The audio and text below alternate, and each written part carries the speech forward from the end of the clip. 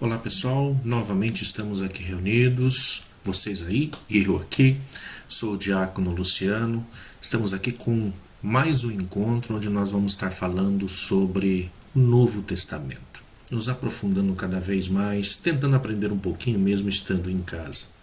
E hoje nós vamos falar um pouquinho, principalmente sobre a literatura do período do Novo Testamento. O que estava sendo escrito durante aquele tempo? Foi só Novo Testamento que foi escrito ou tem outras coisas que estavam sendo escritas? E é interessante nós podermos falar sobre isso, porque tem muita coisa que é passada para nós hoje sobre, principalmente quando se fala em apócrifos, e nós não sabemos o que é.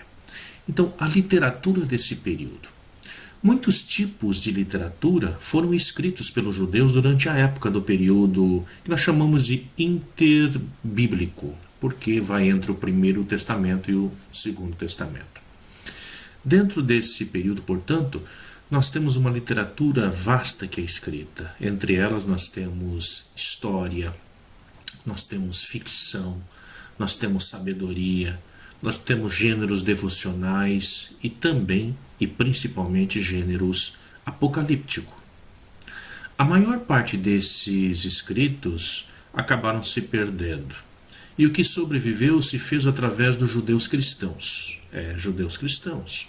Pois os judeus procuraram destruir todos os livros de fora, todos os livros que não pertencessem à sua realidade.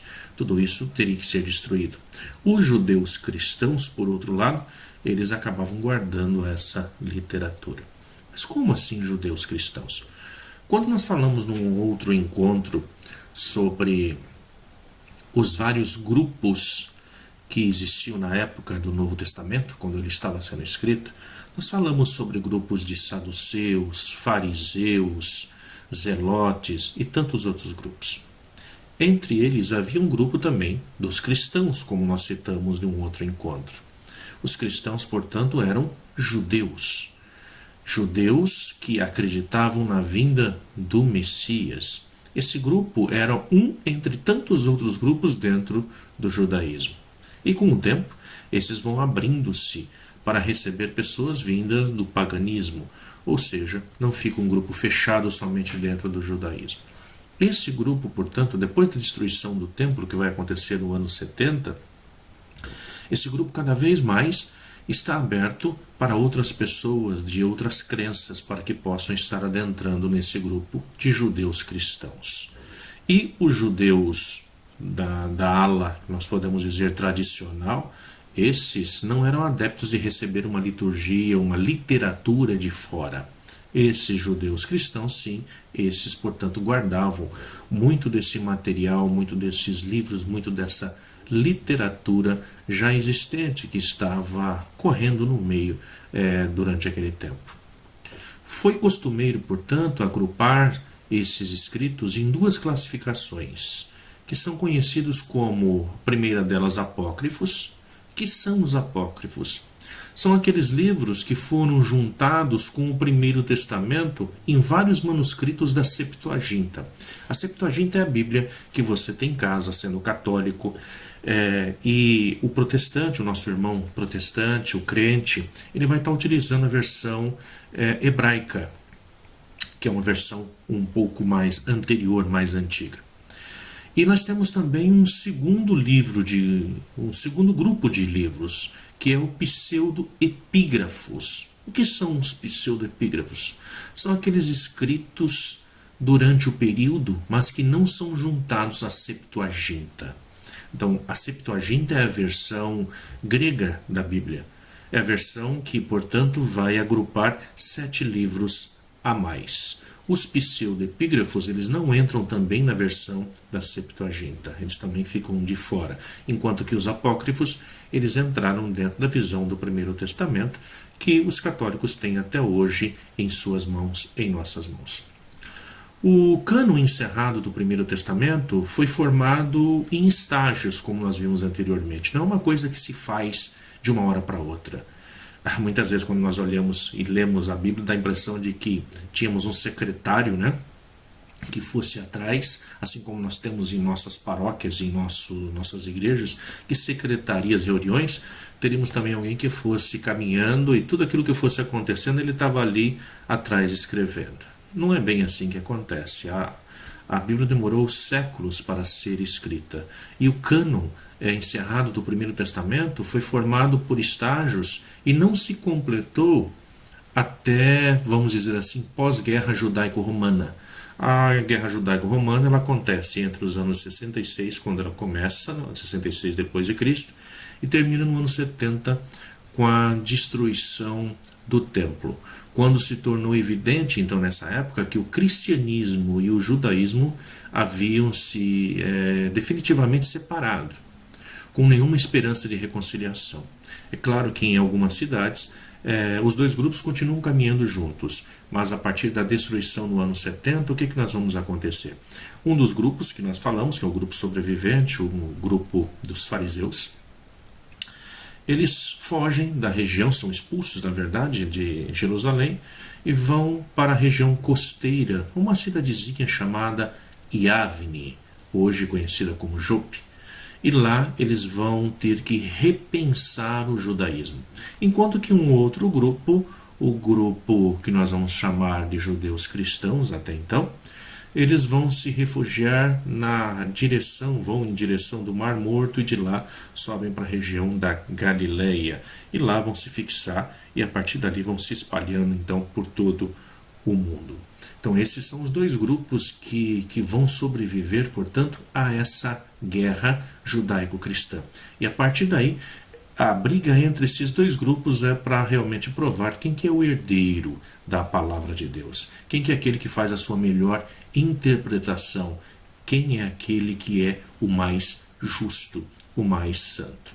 Então, nesse sentido, nós vamos ter agora, portanto, esses livros que são livros da literatura pertencente a esse tempo, que são salvaguardados aí pelos judeus cristãos. Alguns desses livros têm grande valor histórico, isso é importante ressaltar. Outros são clássicos devocionais utilizados para oração. Uns são interessantes para se ler, outros definitivamente são invenções. Como podemos ver, tanta coisa nessa literatura é abertamente supersticiosa e fora da harmonia com o restante das escrituras, que não pode ser admitida como sendo inspiradas por Deus, e por isso ficam de fora das escrituras. São livros que podem ser lidos proveitosamente, mas não devem ser usados como autoridade quando se fala no campo da doutrina. Muita da literatura do período, nós podemos também dizer que um grande clássico sobreviveu a todo esse tempo. Um autor judeu que serve para nós como fonte, ou a maior fonte confiável. Porque quando nós falamos de história, olhando para os livros da Bíblia, não dá para a gente dizer que ali é uma história como nós conhecemos no sentido cicerônico da palavra, aquilo que é provado, aquilo que é medido. Hoje, para a gente dizer que algo é histórico, provavelmente nós pegaríamos o nosso celular e tiraríamos uma selfie. Então, num acidente, não são poucas as pessoas que antes de ajudar tiram uma foto primeiro para dizer eu estive lá, eu vi. Então, para nós, a nossa visão ocidental hoje, aquilo que é histórico é aquilo que pode ser medido, provado. Não era bem assim que acontecia na vida daquele povo. Portanto, o livro bíblico é aquilo que narra uma história, sim, mas uma história a partir da fé. E a partir da fé, Deus vai agir sempre grandiosamente no nosso meio. Mas nós temos também uma fonte histórica que é confiável. E essa fonte histórica vocês já devem ter ouvido falar. Se não, vamos tocar um pouquinho sobre esse assunto agora. É Flávio Joséfo. É a fonte mais confiável da história desse período que nós encontramos. É as obras chamadas Obras de Flávio Joséfo. As suas 4 obras são, como um efeito, uma apologia em favor do judaísmo da época do Segundo Testamento. Ele é alguém que nasceu em Jerusalém, nasceu ali por volta do ano 37, 38 depois de Cristo, Ele foi contemporâneo, portanto, do nascimento e do crescimento do cristianismo que nós temos hoje. Ele foi alguém treinado para ser um rabino de família tradicional judaica. Ele foi designado como governador da Galileia no início da Guerra Judaico-Romana, lá em 66. Só que ele foi capturado pelos romanos e logo tornou-se, podemos dizer, um favorito do general romano Vespasiano. Vespasiano é aquele que fez o grande cerco à cidade de Jerusalém, esperando terminar com essa revolta judaica. Quando esse general tornou-se imperador romano, porque a história vai dizer exatamente isso, enquanto a cidade de Jerusalém estava cercada por ele, ele recebe a notícia de que o imperador romano havia falecido e ele tem que retornar para Roma, porque ele estava sendo aclamado como sendo o novo imperador. Então ele retorna para lá e deixa no seu lugar o seu filho Tito no cerco à cidade de Jerusalém. Então, quando esse general tornou-se imperador romano, Josefo, Flávio Josefo, nós vamos chamá-lo depois, ele adotou o nome da família do imperador, família Flávios. Por isso, o nome Flávio, o nome Iosef, José. Ele era tido em alta estima pelos dois filhos de Vespasiano. Os dois filhos eram Tito e Domiciliano, ambos os quais sucederam o pai como imperador.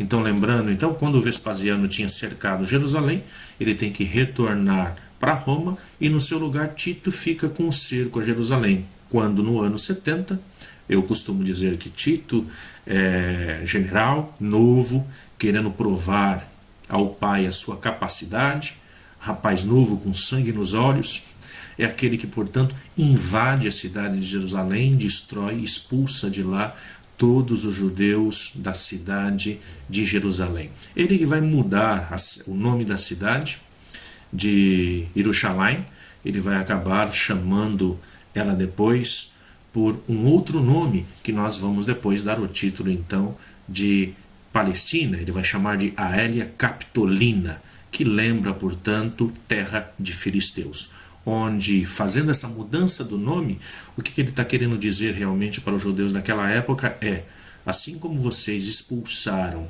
os filisteus dessa terra, agora nós estamos expulsando vocês também dessa terra. Então aí é mudado o nome de Jerusalém, Jerusalém, para Aélia Capitolina, Palestina, terra de filisteus. Então isso vai acontecer também lá na frente, no ano de 135, quando finalmente os romanos vão ganhar aí a guerra contra os judeus e eles são totalmente expulsos aí da terra. Agora aqui no ano 70, então Tito é aquele que expulsa aí os judeus de Jerusalém, da terra de Jerusalém. Josefo, ele escreveu 4 livros para responder aos críticos dos judeus após a guerra do ano 70. Ele escreve A Antiguidade dos Judeus, que é provavelmente a sua melhor obra. É uma história do povo judeu desde a criação até o início da guerra. Então ele vai escrever como se reescrevesse toda a história bíblica, mas de uma forma realmente histórica. O que teria acontecido em cada um dos tempos. Então esse é o seu clássico, A Antiguidade dos Judeus. Escreve também As Guerras dos Judeus, que começam com as perseguições sobre Antíoco Epifânio e explica algo das razões que levaram à guerra. Uma de suas obras, chamada A Vida, é a menos satisfatória, mas assim mesmo dá uma penetração no judaísmo do primeiro século. Assim a gente consegue ter uma visão do judaísmo do primeiro século. É uma autobiografia, traçando os seus passos através de todos os partidos judaicos. É como se ele fosse passando por cada um daqueles grupos que nós mencionamos, os zelotes, dos fariseus, dos saduceus, de cada um desses grupos. A sua última obra é chamada de Tratado contra Apiano. É cuidadosamente planejada e bem elaborada. É uma defesa cuidadosa do povo judeu contra a crítica radical. Imaginem vocês quantas críticas eles não estavam sofrendo. Imaginem vocês um pequeno grupo de pessoas cujo já não tem um rei, cujo já não tem uma grandiosidade bélica, conseguindo causar tanto transtorno na vida do Império Romano. Então, muitas críticas surgiam contra esse grupo. Esses livros contêm muitos exageros e devem ser lidos com cuidado quando nós vamos ler também Flávio Josefo, assim como qualquer outra obra histórica que a gente vai ler. Porque sempre uma obra, ela, por mais que nós não queiramos, aquele que está escrevendo acaba colocando ali um pouquinho do seu jeito de ver as coisas, né? Como nós costumamos dizer quando a gente traduz um texto, todo tradutor é um traidor. Ele acaba colocando aquilo que ele acredita ali nessas linhas que está escrevendo.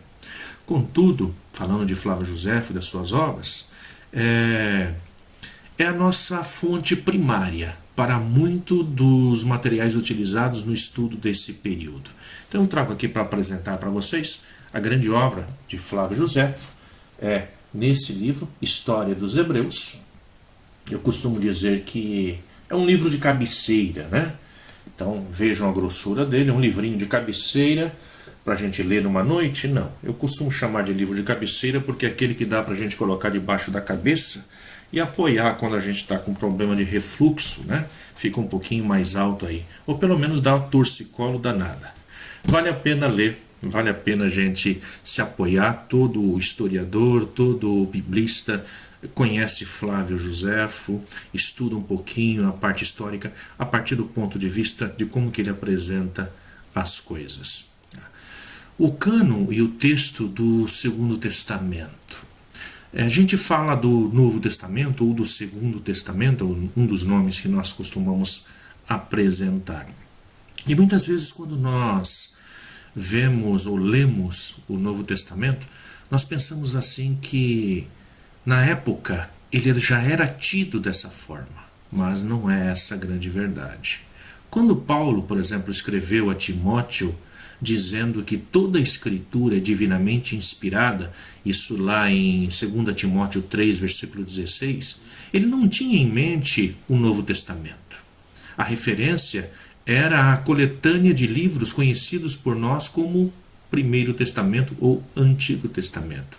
Todas as referências às escrituras que nós vemos no Novo Testamento dizem respeito ao Primeiro Testamento, ao Antigo Testamento. Todas as leituras que nós vamos ver que está se referindo às escrituras, todas as vezes que aparece conforme as escrituras, está se referindo ao Primeiro Testamento. A Bíblia dos primeiros cristãos era o Primeiro Testamento, entretanto em grego, conhecido como a Septuaginta. Raramente o Primeiro Testamento era conhecido naquele grupo no hebraico, porque o povo já não falava mais o hebraico, mas a língua da população, da grande maioria, era o grego, portanto utilizava-se a Septuaginta. Quando Paulo estava escrevendo as suas cartas, ele não tinha em mente, ele não tinha na consciência de que elas iriam posteriormente ser consideradas como escritos sagrados. Ele estava escrevendo aquelas cartas para aquela comunidade. Ele e os outros autores escreveram para suprir necessidades específicas dos primeiros leitores, necessidades de cada uma daquelas comunidades. Não estavam pensando em escrever para nós hoje, séculos depois. Não estavam pensando que aquilo se tornaria escritura sagrada. Embora eles tenham sido guiados pelo Espírito Santo, eles a escreveram como fizeram para aquele povo, para aquela época, para a sua própria época, para os seus próprios problemas. Então eles não tinham em mente uma geração de leitores, mas eles tinham em mente o seu público, as suas comunidades. Nenhum dos escritores do Novo Testamento esperava morrer, essa é a grande verdade. Porque tinha a grande promessa de Jesus, que todos aqueles que creram nele jamais morreriam, mas mesmo que morressem, teriam a vida eterna. Então eles estavam escrevendo para aquele povo, para aquela época. A sua grande esperança era que o Senhor iria retornar antes da sua morte. Por isso nós vamos ver nas Escrituras, quando Paulo escreve nas suas primeiras cartas, e depois quando ele já vai escrever no final da sua vida, já tem uma diferença no pensamento de Paulo. O próprio Paulo, quando escreve dizendo aqueles que estão casados, que não separem, mas aqueles que estão solteiros, que não se casem. O que ele está querendo dizer com isso? É que o fim dos tempos está iminente. Jesus já está voltando e que, portanto, não teremos tempo para mais nada. Por isso, se está escrevendo uma perspectiva de aquilo não vai ser escritura sagrada. Aquilo vai ser algo para o seu próprio tempo. Por essa razão, esses escritores, eles não sabiam que seus esforços haveriam de ser escritura sagrada para a geração posteriores. Hoje, nós temos consciência disso. Mas todos esses escritos, primeiramente, foram Torá P.al.P. Primeiramente, foram a Torá oral, a tradição oral. Então, no nosso próximo encontro, nós vamos estar exatamente falando sobre essa tradição oral, como que ela vai se tornar palavra de Deus. Até o nosso próximo encontro. Fiquem com Deus.